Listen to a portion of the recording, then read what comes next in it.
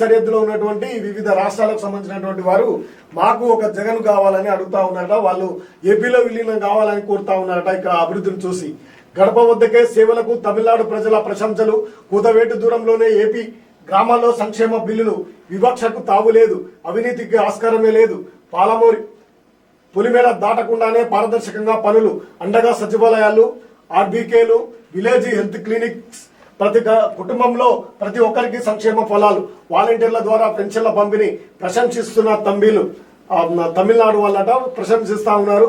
ఆంధ్ర తమిళనాడు సరిహద్దు గ్రామాల్లో పౌర సేవలు పథకాల తీరుపై గ్రౌండ్ రిపోర్టు ఇవ్వడం జరిగింది. పక్కనే ఉన్నటువంటి సరిహద్దు గ్రామాల్లో ఎంత తేడా. కూతవేటు దూరంలో పల్లెల్లో ప్రతి గడపను సంక్షేమం పలకరిస్తుండగా ఆ అదృష్టం తమకు దక్కలేదని తంబి నిట్టూరుస్తున్నారట. మిట్టపాలెం ఆంధ్రప్రదేశ్, పున్నాయి తమిళనాడు గ్రామాలు కలిసే ఉంటాయి. కానీ వేరువేరు గ్రామాల్లో ఉన్నందున ప్రజల జీవన ప్రమాణాలు, పొందుతున్నటువంటి పౌర సేవల్లో ఎంతో వ్యత్యాసం ఉంది.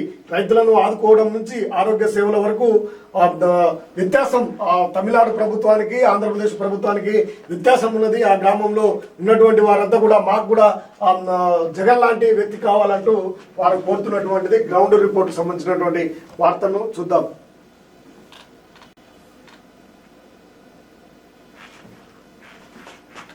10th ఫెయిల్ అయిన వాళ్ళంతా తిరిగి బడికి. ఫలిస్తున్నటువంటి రాష్ట్ర ప్రభుత్వం కృషి. ఇప్పటికే 88,300